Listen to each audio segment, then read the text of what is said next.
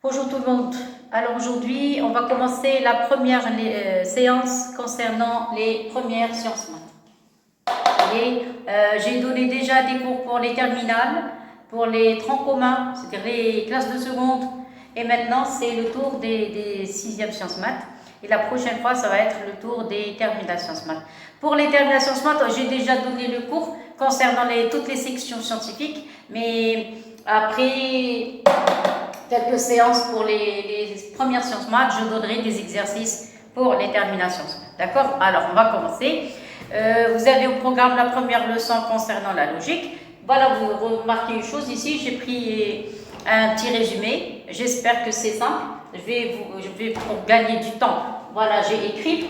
J'ai parlé de quoi? Parce que la logique, il y a trois parties. Il y a la définition des propositions. C'est quoi une proposition? Deuxième partie, il y a les opérations logiques. La troisième partie, il y a les lois. Il y a trois parties dans le chapitre de la logique. Alors, pour gagner du temps, parce que nous, on a envie de faire beaucoup d'exercices, surtout ce chapitre, il est vraiment difficile. Alors, puisque c'est quelque chose de difficile, voilà, pour gagner du temps, j'ai essayé de vous donner un petit résumé. Vous devez bien saisir les tableaux, les petites formules, vous allez voir tout à l'heure. Et qu'est-ce qui manque? Il me manque un autre tableau où il manque les quantificateurs et on va faire des petites applications et après il vous rester les lois. Et à la fin, on peut pas faire n'importe quel genre d'exercice. Mais pour le moment, on va lire ce que j'ai écrit, d'accord? Je vais vous donner les quantificateurs et après, on passera à quelques applications. D'accord? Alors, on peut commencer. Bon, allez, on commence. C'est quoi? Alors, première grande partie, on a dit, on commence par les propositions. Vous avez remarqué ici, il y a deux parties. La première partie concerne les propositions et la deuxième concernant les opérations. Alors, je commence par c'est quoi une proposition? Alors, les propositions, il y a deux sortes. C'est une phrase mathématique. Cette phrase mathématique, elle peut être vraie comme elle peut être fausse.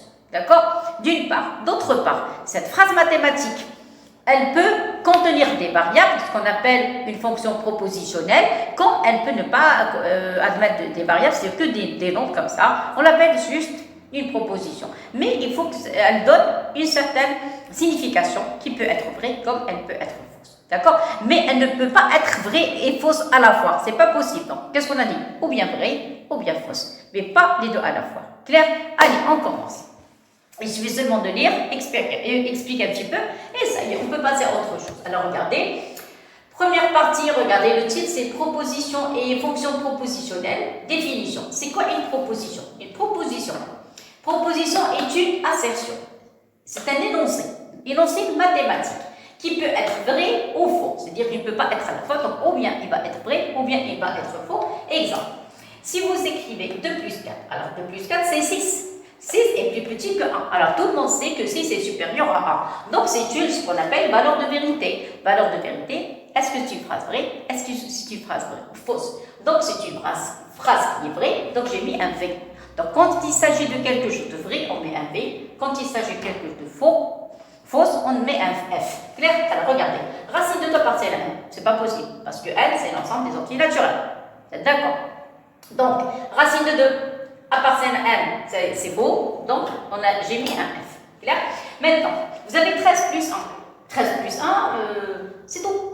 Je ne sais pas de quoi il s'agit. 13 plus 1, ça s'arrête là. Tout à l'heure, ça appartenait à l'ensemble N. Tout à l'heure, l'autre exemple, c'était supérieur, inférieur, égal. Bon, on a une phrase qui est un petit peu complète, mais ici, c'est incomplet. J'ai rien. J'ai 13 plus 1. C'est quoi 13 plus 1? Aucune idée. De quoi il s'agit? Dans quelle partie du programme? Moi, je n'ai aucune idée. Donc ici, ça s'appelle, cette phrase n'est pas une proposition parce qu'elle ne donne aucune signification. Est-ce qu'elle est vraie? Est-ce qu'elle est fausse? Elle est égale à quoi? Supérieure, inférieure, racine, négative, positive, aucune idée. Donc, ce n'est pas une proposition. D'accord?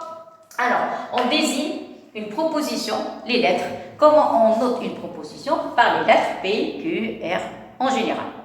Maintenant, pour décrire une proposition, on utilise ce qu'on appelle table de vérité. C'est quoi une table de vérité? On met la lettre de la proposition. Cette proposition, elle peut être vraie ou bien elle peut être fausse. Voilà. D'accord? Voilà. Maintenant, deuxième partie. Tout à l'heure, j'ai parlé de proposition seulement. Maintenant, je parle de fonction propositionnelle. Quand on parle de fonction, on parle de variable. Donc, c'est une proposition qui contient une ou plusieurs variables. D'accord? Ça peut être seulement un x, ou bien xy, ou bien x, y, z. Ça dépend de la nature de l'exercice. Voilà. J'ai terminé pour la définition d'une proposition, ou bien une fonction propositionnelle. Maintenant, je passe à la deuxième partie. La deuxième partie concernant les opérations. Alors, quand on parle de R, l'ensemble R, c'est quoi les opérations qu'on peut utiliser? Même dans l'ensemble N, alors on peut utiliser, par exemple dans l'ensemble N, on peut utiliser la somme, le produit, vous êtes d'accord? Alors, pour rester dans l'ensemble, par exemple l'ensemble R, on peut utiliser la somme, le produit, la différence et la division. Vous êtes d'accord avec ça? Oui. Bon, mais concernant les propositions, on ne peut pas écrire une phrase plus une phrase. Une phrase fois une phrase. C'est pas correct, c'est pas logique du tout. Donc, qu'est-ce qu'on a comme opération? On a 5 opérations. Lesquelles? Première opération, vous avez ce qu'on appelle la négation. Deuxième opération, vous avez ce qu'on appelle la conjonction. Troisième opération, ce qu'on appelle la disjonction. La quatrième opération s'appelle l'implication. D'accord? Et la dernière s'appelle une équivalence. D'accord? J'ai oublié de souligner l'équivalence, c'est la dernière. Et voilà, ça y est. Donc, vous avez 5 sortes d'opérations. Voilà, j'ai dit la première, ce qu'on appelle la négation. La deuxième, ce qu'on appelle la conjonction. La troisième s'appelle la disjonction claire. La quatrième, la plus importante, c'est PAPQ, l'implication, et l'équivalence aussi. Voilà, d'accord? Donc, il y a 5 sortes d'opérations. Alors, je commence par la première. C'est quoi ces opérations? Ce sont des liens qui m'aident à faire un raisonnement. Donc, je dois écrire des phrases logiques. Donc, il me faut des liens. Voilà. Alors, je commence par la première. La première, c'est la négation. C'est quoi la négation? Vous avez une proposition P. Voilà, regardez, vous avez une proposition P. Voilà. On appelle négation de P. Alors, la négation de P, on la note. Vous mettez P au-dessus, vous mettez un trait, une barre, ou bien ce qu'on appelle ici non P. Non P. Moi, en général, je travaille avec non P, comme ça, avec ceci. Cette phrase, si elle est fausse, si P est vrai, la négation, c'est le contraire. Donc, si P est vrai, sa négation est fausse. Et la négation est vraie si P est fausse, c'est-à-dire le contraire. Si P est vrai, la négation est fausse. Si P est fausse, la négation est vraie. Et en autre, voilà le tableau de vérité, ou bien la table de vérité, vous avez P, vous avez non P. Si P est vrai, non P est faux. Si P est faux, enfin une proposition est fausse, donc non P est vrai. Clair? Maintenant pour la conjonction. La conjonction, ici, si vous avez fait une petite remarque, je n'ai parlé d'une seule proposition. Pour les autres, il me faut au moins 2. Remarquez ici P et Q, P et Q, P et Q, P et Q. Vous voyez, on peut avoir P et Q, R dans les autres. Bon, alors, je parle de la conjonction. La conjonction de 2 propositions P et Q. On la note P et Q avec ET, qui est vraie seulement, je répète, elle est vraie seulement dans le cas où P et Q sont en même temps vraies, toutes les deux. Elles doivent être vraies. Dans ce cas, P et Q va être vrai. Alors, voilà le tableau de vérité. Le tableau de vérité, vous avez, regardez, je crois que ce n'est pas tellement visible, voilà, ça va comme ça. Voilà le tableau de vérité, voilà, ça y est. Alors, vous avez, voilà, vous avez P et Q, ça va. Ici, vous avez vrai, donc P et Q sont vrais. Si vous avez vrai, l'autre faux, c'est faux. Si vous avez faux, vrai, c'est faux. Si vous avez faux et faux, c'est faux.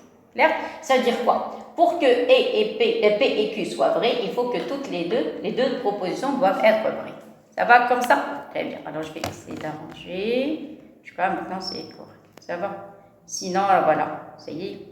Vous avez enregistré ça dans votre PC. Voilà. Maintenant, je peux passer à l'autre partie. C'est quoi? Alors, je vais essayer d'arranger. Voilà. Il manque une ligne. Et j'ai déjà déplacé l'écran. Voilà. C'est correct comme ça. Vous êtes d'accord? Voilà. Donc, maintenant... C'est tout ce que je peux faire. Après, je vais effacer le tableau et bon, je vais essayer d'arranger les choses. Attendez, je vais essayer d'arranger ce tableau. D'accord? Donc, Je vais réduire un petit peu les lits, d'accord? Comme ça, vous allez avoir les 4. Voilà, donc ici, j'écris le P, Q, vous voyez. Donc ici, vous avez P, vous avez Q, vous avez P et Q. Ça va? Donc, qu'est-ce qu'on dit? Toutes les deux vraies. Alors, vrai, vrai, ça donne vrai. Ça y est. Et les autres, ça ne marche pas. Donc, si vous avez vrai, faux, l'autre faux, vrai, l'autre faux et faux. Voilà. Donc, ici, vous allez avoir faux, il n'y a pas faux. Alors, F et F. Maintenant, je crois que c'est clair. Voilà, c'est impeccable. Impeccable. Voilà. Ça y est. Donc, qu'est-ce qu'on a dit pour E? D'accord? Si toutes les deux sont vraies, donc E est vrai. Les autres, ça ne marche pas. Vous avez que des F. Clair? Maintenant, on va passer à la disjonction. D'accord? Alors, pour la disjonction, ça y est. Donc, j'espère. Voilà. Voilà. Maintenant, je crois que c'est impeccable. Ça va comme ça? Très bien. Alors, maintenant, on va passer à la disjonction. Vous avez, c'est quoi une disjonction de deux propositions? On a notre POQ. Vous voyez, donc je vous cadre. POQ, voilà, c'est ça ce qu'on appelle la disjonction. Qui est fausse? Qui est fausse seulement dans le cas où P et Q sont en même temps fausses. Regardez le tableau. Quand P est fausse, Q est fausse, alors P ou Q sont aussi fausses. Regardez les autres. Il suffit seulement d'avoir un seul V et vous avez le vrai. Regardez, 2 V, ça donne un V, un seul V, ou bien ici, vous avez un seul V ici, un seul V ici, donc le résultat est vrai. Avant de continuer, regardez le classement des vrais et des faux, des lettres F et des lettres V. Si vous faites une petite remarque, j'ai respecté l'ordre. Il ne faut jamais changer d'ordre, sinon on perd les pédales. Alors regardez, dans tous les tableaux, dans toutes les tables de vérité, la première ligne, les autres, la négation non, mais les autres oui, quand vous avez au moins 2 propositions. Regardez, je commence par vrai, vrai. La deuxième ligne, j'ai marqué vrai et faux. La troisième, j'ai marqué faux et vrai. Et la quatrième, j'ai marqué faux et faux. Donc toutes les tables de vérité. Ça y est, regardez toutes les tables de vérité. Ça va? Bon, maintenant on va passer à l'implication. Alors pour l'implication, voilà, vous avez P implique Q. Alors pour P implique Q, l'implication, on note P implique Q, donc il faut encadrer. P implique Q, et ce lit, P implique, ça c'est un lit. P implique Q, la proposition qui est fausse seulement dans le cas où P est vrai, Q est fausse. Il y a des tableaux. L'application, voilà, si la première est vraie, la deuxième est fausse, le résultat est faux. Par contre, les autres sont toutes vraies. Ça y est, par cœur les tableaux, par cœur. Alors, je passe à l'équivalence. L'équivalence, on a notre P équivalent à Q, ce qu'on appelle double implication. Vous avez aller-retour, d'accord? Et celui P est équivalent à Q, la proposition qui est vraie, dans le cas où P et Q sont à la fois ou bien en même temps vraies ou bien en même temps fausses. Regardez, si P et Q sont à la fois vraies, donc l'équivalence est vraie. Si toutes les deux sont fausses, donc l'équivalence est reverse. Par contre, les autres, ça ne marche pas. Vous avez un test. Donc c'est clair. Alors ça, c'est le départ du cours de logique par cœur. Vous voyez, alors voilà, ça c'est la première partie. Maintenant, on va passer à la deuxième. Je vous laisse regarder. Après, on passe à la deuxième partie. Alors, dans la première partie, on avait parlé de propositions, fonctions propositionnelles. On a parlé des opérations sur les propositions, d'accord? On avait trouvé la négation, conjonction, disjonction, implication, équivalence, d'accord? Maintenant, j'ai traité le cas des quantificateurs logiques. Alors, les quantificateurs logiques, on peut trouver 3 sortes. Première chose, premier symbole, A à l'envers, ce qu'on appelle quel que soit. C'est-à-dire quel que soit X, Y appartenant à R. Oui, j'ai mis ici des pointillés, ça dépend de la phrase ou bien de la proposition. Deuxième symbole, E à l'envers, on l'appelle il existe. Et si vous trouvez ce E à l'envers avec un point d'exclamation, on dit qu'il existe un unique élément, un seul élément qui vérifie une relation. Alors, exemple. Je prends une première proposition. Vous avez remarqué que j'ai mis ici un X tiré une variable. Quel que soit x appartenant à R, vous avez x carré inférieur strictement à 0. Alors ça, c'est une proposition qui est fausse. Pourquoi? Parce que nous, on sait que pour tout élément x appartenant à l'ensemble R, si vous mettez un carré, c'est quelque chose de positif. Vous êtes d'accord? Alors nous, ils ont donné quelque chose de négatif, ce qui est impossible. Donc, la proposition, la première est fausse. Ici, j'ai mis des points d'interrogation parce qu'ici, il faut une démonstration. Donc, deuxième proposition, ils nous ont donné deux variables, x et y.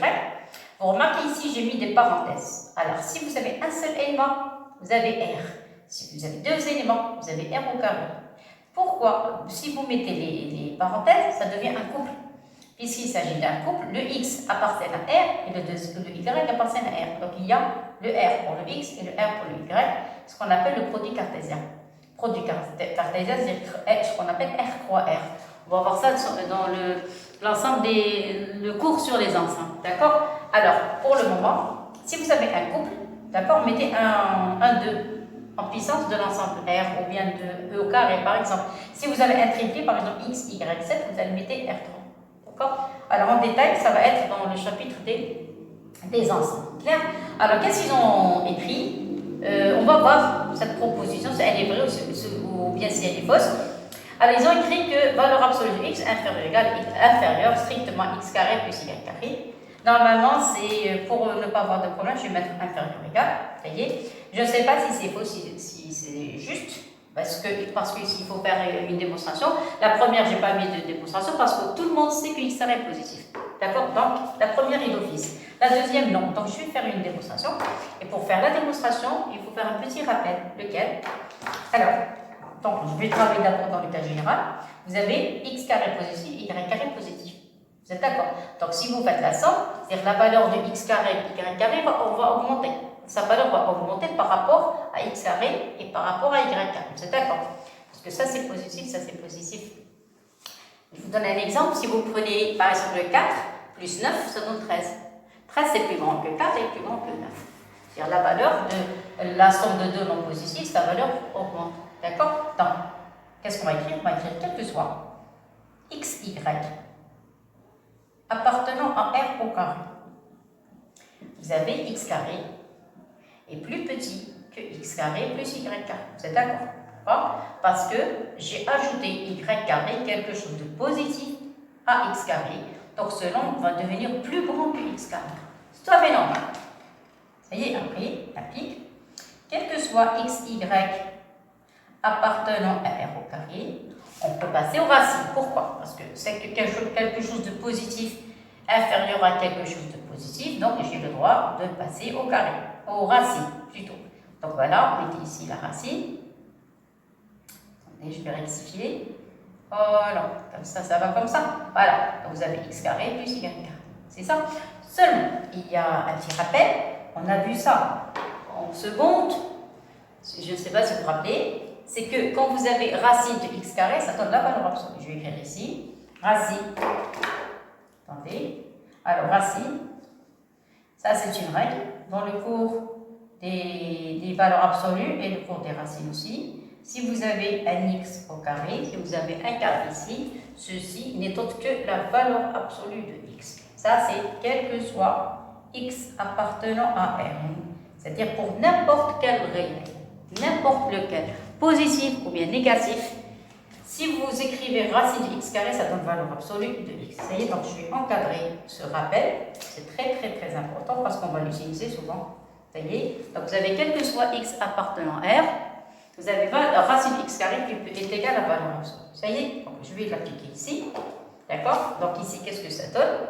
Ça donne, donc j'ai passé de place. Pour ne pas...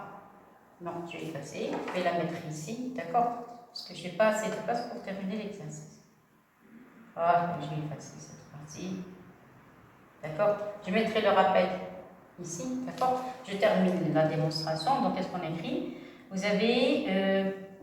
voilà, implique, quel que soit x, y, voilà, appartenant à R au carré, qu'est-ce qu'on a dit? On a dit que racine x carré n'est autre que valeur absolue de x, ça y est, inférieur à racine de x carré plus y carré. Et vous remarquez que la proposition Q est juste. Elle est vraie. Vous êtes d'accord? Parce que pour tout réel x carré de r carré, vous avez valeur absolue de x est toujours inférieure ou égale à racine de x carré plus y carré. Pourquoi? Parce que racine de x carré n'est autre que la valeur absolue. Clair? Donc cette phrase est juste. C'est-à-dire elle est vraie.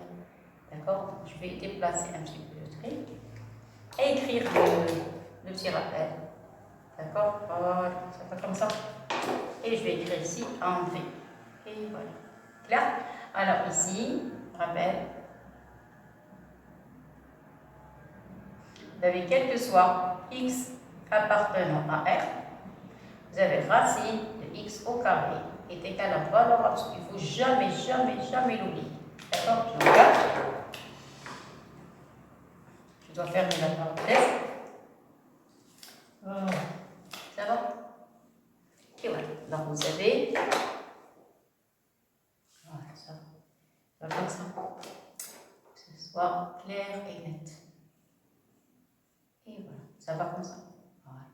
Donc vous avez racine x carré qui est quelle valeur absolue. Ça va? Très bien. Maintenant, je passe à la deuxième partie. On va parler de la négation des quantificateurs. Alors, pour la négation des quantificateurs, on a dit, il y a le quel que soit, il y a le signe il existe. La négation de quel que soit x appartenant à E, il existe x appartenant à E. Seulement ici, vous avez P, c'est-à-dire la proposition P, sa négation, ça va être non P. Ça y est, regardez ici, il y a non P. Et ici, on a remplacé quel que soit par il existe. Clair? De même, la négation, donc ça c'est le premier cas, le deuxième cas, la négation de il existe x appartenant à E tel qu'on a P de x, et le signe il existe, ça devient tel que soit, et P de x, la proposition P, ça devient non P de x. Clair? Alors j'ai donné un petit exemple simple, on le retrouvera dans le cours des fonctions. Écoutez, le P, vous avez P, il y a une variable ici, donc je vais ajouter, je vais mettre à côté de P, je vais mettre un x, parce qu'il s'agit d'une fonction propositionnelle, vous êtes d'accord? P de x. Qu'est-ce que j'écris? Il existe M appartenant à R, tel que quel que soit x appartenant à D de F, c'est l'ensemble de définition, on peut trouver un nombre, un grand M, on appelle grand M, tel que pour tout élément de D de F, la fonction, c'est-à-dire les images f de x vont être inférieures ou égales à m. Alors, cette propriété, on l'a vu dans le chapitre des fonctions, dans le paragraphe concernant les fonctions majorées. Donc, et on dit qu'une fonction est majorée par un point m si, et on peut trouver un réel m tel que pour tout élément x de d de f de x est inférieur ou égal à m. Vous voyez? Alors, cette proposition est vraie, on l'a déjà vu. On passera dans la prochaine fois, on parlera des fonctions avec les négations, avec les majorations, minorations. D'accord? Donc cette proposition est vraie. Pourquoi? Parce que la négation est fausse. Regardez, la négation de P de x, donc je vais ajouter ici x. Voilà, la négation de P, il existe, ça devient quel que soit. Quel que soit x appartenant à D de f, on peut trouver x appartenant à D de f. Inférieur ou égal, ça devient supérieur. Donc, regardez, la négation pour tout réel, n'importe quel réel, n'importe lequel. On peut trouver un élément x de D de f tel que f de x est supérieur à 1. Donc ça, c'est vraiment illogique. On peut prendre n'importe quelle valeur de R, n'importe quelle valeur, n'importe quel réel, la fonction, c'est-à-dire on peut trouver un élément de D de f tel que son image est plus petit que 1, n'importe lequel. Donc ici, c'est pas logique du tout, par contre celle-ci, on peut trouver un réel, on peut le fixer, on peut même trouver sa valeur, exactement, sa valeur, ça y est, tel que pour tout élément de D de f, f de x est inférieur ou égal à n, et on a dit ça, c'est la définition d'une fonction majorée par grand N. Clair? Maintenant, je vous donne un petit exercice, très simple, mais attention, on doit l'utiliser dans le cours, et même les exercices. Alors, si vous vous rappelez, on avait parlé de l'application, on avait parlé de P applique. Ça va très bien. Alors maintenant, le but de cette partie, c'est la négation de P applique. Voyez? Alors avant de répondre à cette question, je vais vous donner des négations de et ou égal, supérieur, inférieur, appartient, n'appartient pas. D'accord? Alors maintenant, le but de cet exercice, comme on a dit, c'est quoi la négation de implique? Alors implique, c'est flou. On n'a aucune indication. Donc maintenant, c'est quoi le but de l'exercice? C'est quoi sa négation? La négation donc, de P plus Q. Alors, dans les exercices, les élèves, presque la majorité, se trompent quand on leur demande de déterminer la négation d'une implication. Alors, dans ce cas, qu'est-ce que je vais faire? D'abord, je vais montrer d'abord que P implique Q est équivalent à non P au Q, d'accord? Et après, on passera à la négation, d'accord? Alors, je commence. Alors, qu'est-ce que je vais faire? Je vais dresser le tableau ou bien la table de vérité de P implique Q et je vais essayer de trouver que non P ou Q donne la même chose. C'est-à-dire deux propositions équivalentes. D'accord? Alors, je vais dresser le tableau de P implique Q. Tout le monde le sait, on l'a déjà étudié la dernière fois. Donc, vous avez ici P, vous avez Q, vous avez P implique Q. Voilà. Je dresse la table comme la dernière fois. Voilà. Vous avez vrai, vrai, vrai, faux, faux, vrai. Ça c'est un F et faux, faux. Vous voyez, ne changez pas l'ordre s'il vous plaît. On avait une lettre fausse, c'est-à-dire ici, le F et les autres c'était des vrais, que des vrais. D'accord, je vais mettre en vert, que des vrais. Donc ici j'avais un vrai, un B, ici un B, ici un. Vous voyez? Alors maintenant, pour montrer que P implique Q est la même chose que non P au Q, donc je vais dresser la table de vérité de non P au Q. Vous voyez? Alors pour ne pas se tromper, je vais faire très attention dans la deuxième partie. Faites très attention s'il vous plaît. Il ne faut pas se tromper. Ne changez pas l'ordre, d'accord? Pour ne pas avoir de problème. Voilà. Alors, qu'est-ce que je vais faire? Je vais dresser la table, j'écris P, mais moi j'ai besoin de non P. Faites très attention s'il vous plaît. Alors, si vous avez besoin de non P, vous mettez ici non P, d'accord? Voilà. Après, qu'est-ce que je vais mettre? Q. Après, O entre les deux. Voilà. Oh, ça va? Ici, je vais mettre P et non P. Non P. Voilà. Non. Alors, je vais mettre non P au Q. Clair? Très bien. Alors, mais ici, faites très attention s'il vous plaît. Quand vous les placez, il faut vous regarder la colonne P et la colonne de Q. Vous devez placer la même chose. Je répète, la colonne de P et la colonne de Q. Même chose, même ordre. Regardez, vous avez vrai et vrai. Donc, vrai et vrai. Deuxième ligne, vrai, faux. Vrai, faux. Faites très attention s'il vous plaît. La troisième, vous avez faux et vrai. Et la dernière, vous avez faux et faux. Je répète, entre P et Q. Je n'ai pas encore touché non P. Donc, regardez, entre P et Q. P et Q. Ça va comme ça? Très bien. Maintenant, je passe à non P. Alors, pour non P, vous avez P vrai, donc non P faux. Vrai, ça devient faux. Faux, ça devient vrai. Et faux, ça devient vrai. Clair? Très bien. Maintenant, vous n'avez qu'à regarder la table de vérité de la disjonction. Regardez quand est-ce qu'on a la disjonction est fausse et quand est-ce qu'on a la disjonction est vraie. Je vous laisse regarder la table de vérité. Alors, pour la disjonction, elle est fausse seulement dans le cas où les deux propositions sont fausses. Je répète, la disjonction c'est où? Elle est fausse, sauf dans le cas où les deux sont fausses. D'accord? Alors, on n'a qu'à vérifier. Je répète, maintenant je vais mettre la couleur verte, parce que ici j'ai mis en vert, entre non P et Q. Entre non P et Q. Non P et Q, il y a le mot ou, ça y est. Donc, elle est fausse seulement dans le cas où les deux sont fausses. Regardez, entre celle-ci et celle-ci, les deux sont fausses, c'est la deuxième ligne. Donc ici, vous allez avoir, je vais mettre comme les autres, je vais avoir qu'est-ce qu'on a dit? La lettre F, la deuxième ligne, et les autres, tous les deux. Donc ici, un V, ici un V, ici un V, parce qu'elle est fausse seulement dans le cas où toutes les deux sont fausses. Et voilà. Clair? Très bien. Je vous laisse regarder, après je continue. Vous avez vu? Très bien. Je prolonge d'abord le tableau pour que ça soit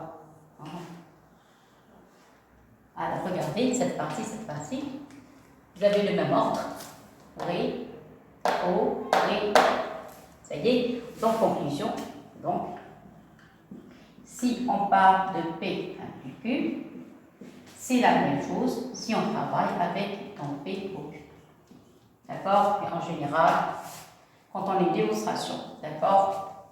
Quand on a une application, si on demande la négation, je vais passer par cette partie. Ça y est, voilà. Maintenant, qu'est-ce que je vais faire? Je vais passer à la deuxième question et déterminer la négation. D'accord? La négation de P, donc P implique Q.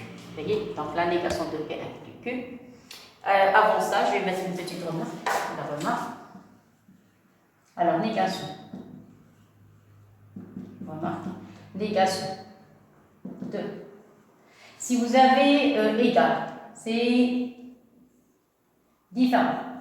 Si vous avez supérieur, c'est inférieur égal. Si vous avez supérieur égal, c'est inférieur strictement. Si vous avez ou, ça devient et. Si vous avez et, ça devient o. Si vous avez quel que soit, ça devient il existe. Si vous avez il existe, ça devient quel que soit. Voilà quelques négations. D'accord? Si vous avez, bon, qu'est-ce qui reste? Oui, c'est appartient. Appartient. Appartient, c'est n'appartient pas. Ou pas. D'accord? Quoi d'autre? Si vous avez non de non-P. Non de non-P, c'est P. Négation de négation, c'est P. Clair? Voilà. Maintenant, je peux revenir à l'exercice et donner la négation équivalente. Deuxième question. Vous avez la négation de P implique Q. Regardez la négation, c'est équivalent à la négation de non-P au Q. Non-P au Q. Regardez, parce que qu'est-ce qu'on vient de dire tout à l'heure? Je vais vous dire que si vous avez P implique Q, c'est la même chose que non-P au Q. C'est-à-dire, si vous appliquez ici la négation, on l'applique aussi. Vous voyez? Vous êtes d'accord? Il y a l'équivalence. Voilà, ça y est. Qu'est-ce que j'ai écrit? Négation. Ça y est. Et vous appliquez la négation. Ça y est. Qu'est-ce qu'on a dit tout à l'heure? Si on applique la négation de la négation, ça donne la proposition. Ça y est. Donc, la dernière ligne, donc, qu'est-ce qu'on a? La négation de P implique Q, c'est quoi? Alors, c'est comme ça que j'ai écrit. Alors, voilà, la négation de P implique Q est équivalente. Ça y est. Qu'est-ce que ça donne? Ça donne non avec non, c'est P. Non de O, c'est E. Non de Q, ça donne donc. Et voilà. Regardez. La négation. Regardez bien. Je vais vous parler. Alors, qu'est-ce qu'on a montré? Que P implique Q est équivalent à non P ou Q. Si vous appliquez ici la négation, vous devez aussi appliquer la négation ici. D'accord? Regardez, P implique Q équivalent à non. Alors, P implique Q, non P ou Q. C'est d'accord? J'ai appliqué la négation là aussi. Alors, la négation de P implique Q équivalent, si vous appliquez la négation de tout ça, on a dit négation de P, c'est P. Voilà. Le O, ça devient un E. Clair? Et on a dit et Q, ça devient donc. Ça y est, donc je vais encadrer et une petite remarque, une autre. Voilà. Maintenant, si on fait le chemin inverse, maintenant, si dès que la négation de différence, c'est égal. Si la négation supérieure égale, c'est supérieur. Inférieur, c'est supérieur égal. Et ça devient O, ça devient E. D'accord? Donc, si vous ne voulez pas écrire les deux, c'est pas la peine. Donc, voilà, ici, vous avez écrit un, ici, c'est pas la peine, parce qu'on a écrit quel que soit, c'est il existe, c'est quel que soit, et O, ici, c'est pas la peine. Voilà. Donc, je laisse l'équivalence que pour les, ici, c'est pas la peine. Pourquoi? Parce que j'ai parlé déjà O, c'est et c'est O. Les autres, non. D'accord? Voilà, c'est correct. Et voilà. Attention, je vais parler les deux. Appartient, c'est appartient. Appartient, c'est n'appartient pas. Et le contraire, n'appartient pas, c'est appartient. D'accord? Donc, je vais mettre. Donc, vous avez. Si l'élément appartient, le contraire, c'est la négation, c'est n'appartient pas. Si ça n'appartient pas, ça devient appartient. D'accord? Une petite remarque très importante, regardez ici. D'accord? Vous remarquez ici, tout à l'heure pour le P de x, on avait une seule variable, c'était x. X carré, c'était inférieur à 0, c'était une proposition qui est fausse. Ici, si vous laissez une seule variable, c'est-à-dire le y, vous allez le considérer comme un paramètre. Ce n'est pas une variable dans ce cas. La seule variable va être q. D'accord? Alors ici, normalement, si on considère deux variables, si vous écrivez, je ne sais pas, vous n'avez pas assez de place, donc je vous laisse regarder le tableau. D'accord? Je crois que vous avez déjà enregistré. Maintenant, je vais effacer cette partie. D'accord? Alors regardez. Si vous laissez comme ça, c'est-à-dire le y va jouer un rôle de paramètre, un nombre quelconque. Vous savez que n'importe quel nombre quelconque de R, si vous mettez le carré, donc x carré plus y carré va être supérieur à x carré. Tout à fait normal. D'accord? Maintenant, si vous mettez q de x, y, qu'est-ce que c'est x, y? C'est-à-dire qu'il y a deux variables.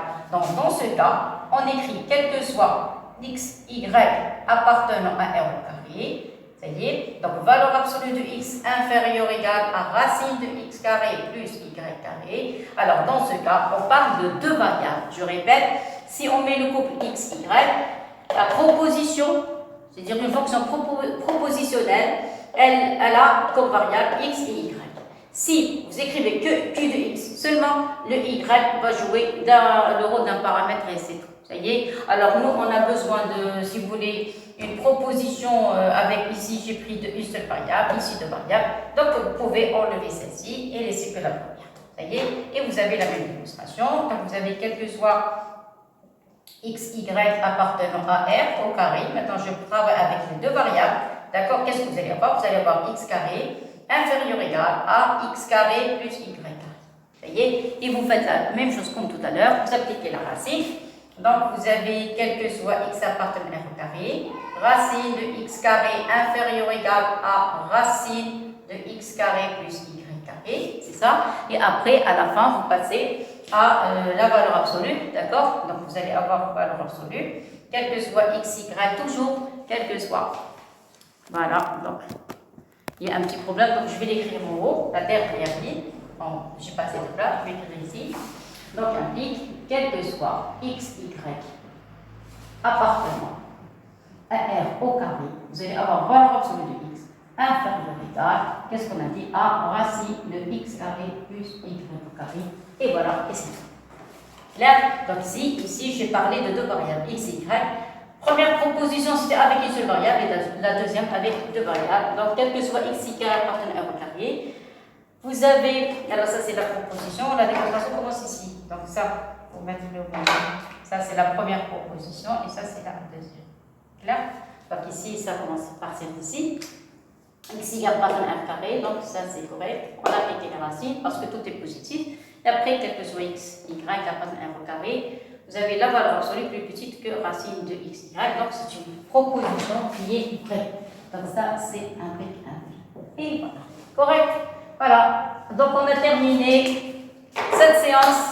Il nous reste les lois. Avant les lois, on va faire des exercices et après on passera à la dernière partie, les lois. Et voilà, et tout. Et on terminera le cours. Et après, il va nous rester que les autres exercices. Voilà, merci beaucoup et à la prochaine. Au revoir tout le monde.